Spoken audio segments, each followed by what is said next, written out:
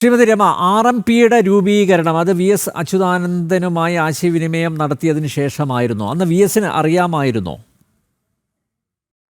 അല്ല, അത് അങ്ങനെ എനിക്ക് കൃത്യമായിട്ട് എനിക്കറിയില്ല.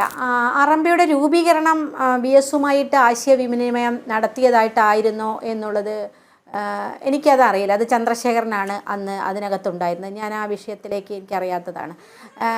വി എസ് പക്ഷേ പാർട്ടിയിൽ നിന്ന് പുറത്തു വരാൻ വി എസ് തയ്യാറായിരുന്നില്ല എന്നാണ് ഞാൻ മനസ്സിലാക്കുന്നത്. പക്ഷേ ഒരുപാട് മനുഷ്യർ, ഞാൻ ഉൾപ്പെടെയുള്ള ഒരുപാട് മനുഷ്യർ, ഞങ്ങളുടെ ഒഞ്ചത്തൊക്കെയുള്ള ആളുകൾ വി എസ് ഒക്കെ പാർട്ടിയിൽ നിന്ന് ഇറങ്ങി വരുമെന്നും പുതിയൊരു ബദൽ മൂവ്മെൻറ്റ് കേരളത്തിൽ ഉടനീളം ഉണ്ടാകുമെന്നും വിശ്വസിച്ച മനുഷ്യരാണ്. അത് വി എസിൻ്റെ ഇടപെടലും അല്പം മുമ്പ് KM ഷാജഹാൻ പറഞ്ഞതും അതാണ്. അതായത് ഒരു ഘട്ടത്തിൽ പുതിയൊരു പാർട്ടിക്ക് രൂപം നൽകാൻ വി എസ് തീരുമാനിച്ചിരുന്നു.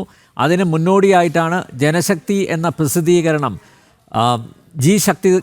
ശക്തിധരൻ്റെ നേതൃത്വത്തിൽ, അദ്ദേഹത്തിൻ്റെ പത്രാധിപത്യത്തിൽ തുടങ്ങിയത്. അങ്ങനെയാണ് പിന്നീട് പ്രായം ഒരു തടസ്സമായതുകൊണ്ട് അത് മാറ്റിവെക്കുകയായിരുന്നു എന്നാണ് പറഞ്ഞത്. ഞങ്ങളെല്ലാം അങ്ങനെയായിരുന്നു പ്രതീക്ഷിച്ചിരുന്നത്.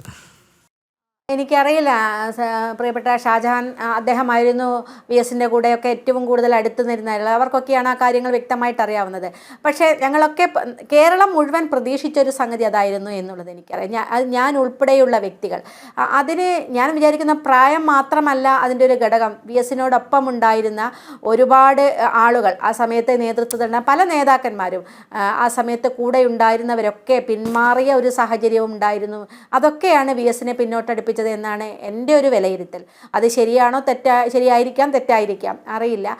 പക്ഷേ എന്ത് തന്നെ നമ്മൾ ഇനി അത് ചർച്ച ചെയ്യുന്നതിൽ അർത്ഥമില്ല. കാരണം വി എസ് അതിനെ പറയാൻ വി എസ് ഇന്ന് കൂടെയില്ല. പക്ഷേ തീർച്ചയായിട്ടും അത്തരത്തിലൊരു ബദൽ മൂവ്മെൻറ്റിന് ഉണ്ടാവുകയാണെങ്കിൽ വലിയ മാറ്റം കേരള രാഷ്ട്രീയത്തിൽ ഉണ്ടാകുമായിരുന്നു എന്ന കാര്യത്തിൽ ഒരു തർക്കവുമില്ല.